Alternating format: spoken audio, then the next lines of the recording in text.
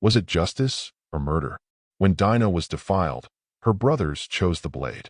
They avenged her, but at what cost? The Bible doesn't hold back.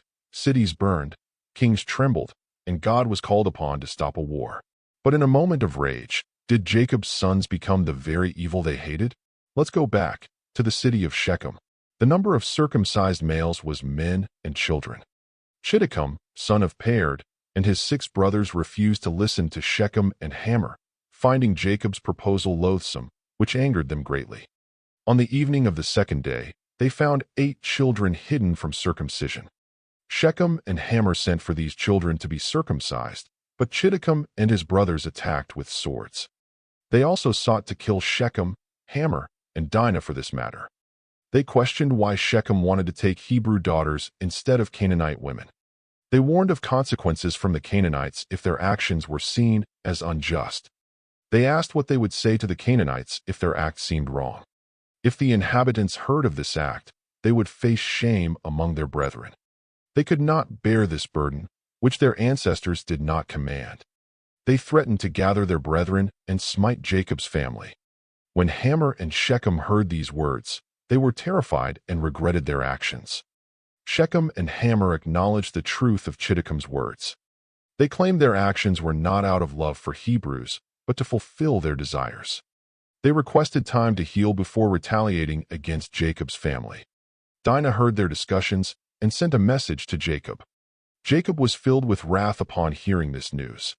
Simeon and Levi swore to annihilate the city by the next day. 20 uncircumcised young men fought against them. 18 died. Simeon and Levi killed all the inhabitants of Shechem. There was great consternation in the city, and cries ascended to heaven. They left no males and took Dinah from Shechem's house. The sons of Jacob plundered the city, taking livestock and captives. 300 men threw dust and stones at them. Simeon killed them all. They took away sheep, oxen, and women, returning to Jacob with vigor. Jacob was very angry and questioned them about their actions. He feared that their actions would provoke the Canaanites against him. Simeon and Levi defended their actions, citing Shechem's dishonor of Dinah. They took women captives, including a damsel named Dinah. The captives served Jacob's family until they left Egypt. 2 young men who hid in Shechem reported the destruction to Tapnach. Jashub, king of Tapnach, sent men to confirm the destruction. He was astonished that 2 men could destroy such a large city. Jashub rallied the Amorite kings to avenge the city of Shechem. His advisors warned him that they would not prevail alone against the Hebrews. They suggested gathering all surrounding kings to fight Jacob's family. Jashub sent messages to the kings of the Amorites for assistance. The kings were astonished at the evil done to Shechem by Jacob's sons.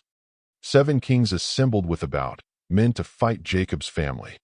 Jacob was distressed upon hearing of the approaching armies. Jacob questioned Simeon and Levi about their actions and their consequences. Judah defended his brothers, stating their actions were justified. He encouraged trust in God for deliverance against the Canaanite kings. Judah sent a servant to scout the enemy's position.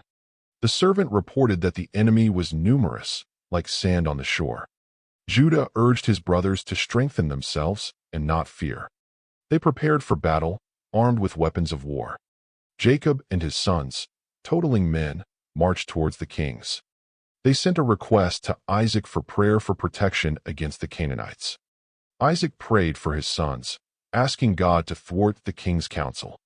He asked God to instill terror in the hearts of the kings against Jacob's family. Jacob prayed for God's mercy and deliverance from their enemies.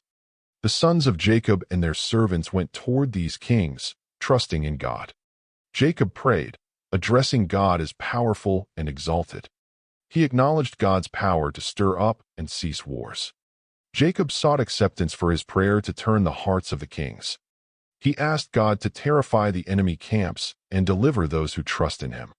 The sons of Jacob advanced, confident in divine assistance. They stood firm, girded with their weapons, ready for battle. They faced the uncircumcised men, trusting in the Lord to save them. They rose up, armed and determined to confront their foes. The servants of Isaac joined them, equipped for battle. Together, They marched towards the enemy, united in purpose. They prayed for protection, seeking divine intervention. Isaac prayed for his sons, recalling God's promises to Abraham. He asked God to prevent the kings from waging war against his sons. Isaac implored God to impress the kings with fear of his sons. He sought deliverance for his sons and their servants. The sons of Jacob trusted in God as they approached the enemy. Jacob's prayer echoed in their hearts, urging them to rely on divine strength.